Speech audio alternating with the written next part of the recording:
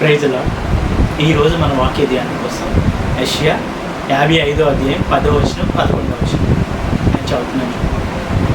వర్షమును హిమమును ఆకాశము నుండి వచ్చి అక్కడికి ఎలాగ మరలక భూమిని తడిపి విత్తువానికి విత్తనమును భుజించువానికి ఆహారమును కలుగుటకై అది చిగిర్చి వర్ధిల్లినట్లు చేయను, అలాగే నా నోట నుండి వచ్చు వచనమును ఉండును. నిష్ఫలముగా నా యొద్దకు మరలక అది నాకు అనుకూలమైన దాన్ని నెరవేర్చును. నేను పంపిన కార్యమును సఫలము చేయను. ఇక్కడ దేవుడు ఏంటంటే వర్షంతో హిమంతో తన మాటను పోలుస్తున్నాడు. అంటే వర్షం ఏంటంటే వర్షం వన్స్ పడిందంటే అది భూమిని సేద్యపరచక మానదు. డెఫినెట్గా అది ఏం చేస్తుందంటే ఎండిన భూమిని చిగిరిచేలా చేస్తుంది. పండిన పంటని ఇంకా అది సారవంతంగా అయ్యేలాగా వర్షము హిమము చేస్తాయి. అది మాత్రం తథ్యం అనమాట. వర్షం పని వర్షం చేస్తుంది.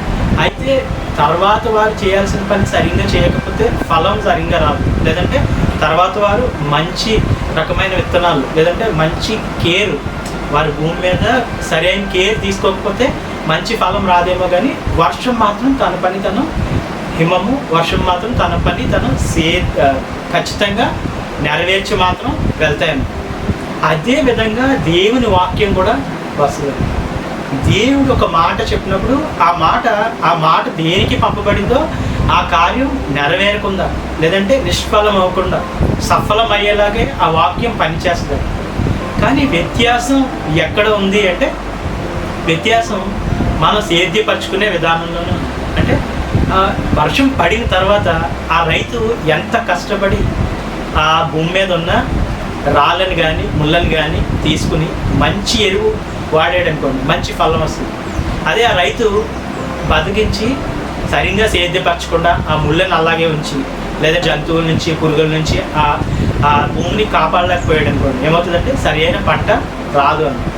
సో ఎటువంటి ఫలము వస్తుంది అనేది మన భూమిని సేద్యపరచడం ఆ పాఠంలో ఆ ఫలం నిర్ధారింపబడుతుంది అన్నమాట. ఒకసారి మత్తయి సువార్త 13వ అధ్యాయం 8వ వచనం. కొన్ని మంచి నేలను పడి ఒకటి 100 ఒకటి 60 ఒకటి 30 ఫలించాను, చెవులు గలవాడు వినును గాక అని చెప్పారు. యాక్చువల్గా ఏంటంటే విత్తనము మంచి నేలను పడి అంటే మొదట ఏం చేయాలంటే నేల మంచిగా ఉండాలి. మంచి నేలను పడి ఒకటి 30 ఒకటి 60 ఒకటి 100 ఫలించింది. అంటే ఫలం రాకుండా ఏ విత్తనం కూడా నిష్ఫలం అవ్వలేదు. ఎందుకంటే అది మంచి నేలను పడి. మంచి నేల అంటే ఏంటంటే ముళ్ళు తుప్పలు రాళ్ళు లేకుండా సేద్యపరిచిన నేల.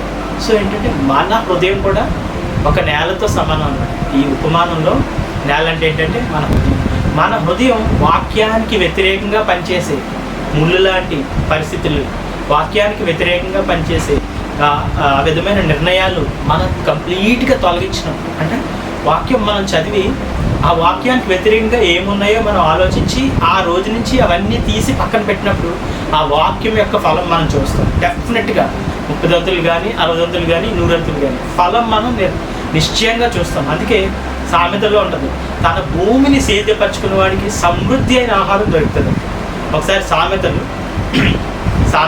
12వ అధ్యాయం 11వ వచనం నేను చదువుతున్నాను చూడండి. తన భూమిని సేద్యపరచుకొని వారికి ఆహారం సమృద్ధిగా కలుగును, వ్యర్థమైన వాటిని అనుసరించువాడు బుద్ధి లేనివాడు. ఇక్కడ అనుసరించడం అంటే ఏంటి? వ్యర్థమైన వాటిని అనుసరించడం అంటే వ్యర్థం అంటే ఉపయోగం లేనిది, వేస్ట్. సో దేవుని వాక్యం పంపించినప్పుడు మనం ఏం చేయాలంటే ఆ వాక్యానికి వ్యతిరేకంగా ఏమున్నాయో అవన్నీ మనం తీసుకుంటే భూమిని మనం సేద్యపరిచినట్టు అప్పుడు మనకి సమృద్ధి అయిన ఫలం మనకి వస్తుంది అనమాట. అలా కాకుండా వాక్యం వినేసి వాక్యం చదివేసి అది పక్కన పెట్టి మిగతా విషయాలు వ్యర్థమైన వాటిని మనం అనుసరించినప్పుడు మనం ఫలం చూడలేము. సో ఏంటంటే వాక్యం వినడమే కాకుండా విన్న వాక్యానికి వ్యతిరేకంగా నా జీవితంలో ఏమున్నాయో అని ఆలోచించి అవి తీసుకునే ప్రయత్నం చేసినప్పుడు ఇదివరకు మనం చదువుకున్నట్లుగా మంచి నేలను పడిన విత్తనం ఏమైందంటే ఒకటి 30 దంతులుగా, ఒకటి 3 దంతులుగా, ఒకటి 60 దంతులుగా ఫలించాయి. సో ఫలితం మాత్రం కంపల్సరీ మనం వాక్య ఫలితం చూడాలంటే మన భూమిని మనం సేద్యపరచుకోవడం మాత్రం మనం అలవాటు చేసుకోవాలి. వాక్యం ఏంటంటే మన హృదయంలో వ్యతిరేకతలన్నీ ఆ రోజు నుంచి మనం తీసుకుని కొన్నాళ్ళు వాటికి దూరంగా ఉన్నప్పుడు వాక్యం మన జీవితంలో ఫలాన్ని ఇవ్వడం మొదలు పెట్టాలి. కళ్ళు మూసుకుంటాం. పరలోకమందున అయ్యా నీ వాక్యాన్ని ఫలించే హృదయాలుగా మా హృదయాన్ని మేము సేద్యపరచుకునే కృప మాకు తెచ్చు. మంచి తండ్రి, నేలని శ్రద్ధగా సేద్యపరచుకునే రైతు వల్లే తండ్రి మా హృదయాన్ని కూడా మేము శ్రద్ధగా సేద్యపరచుకుని నీ ఫలం కానీ నీ వాక్య ఫలాన్ని మేము చూసే కృప మాకు దయచేయండి. నజరేయుడైన యేసయ్య నామమున అడిగి పొందుకుని ఆమేన్.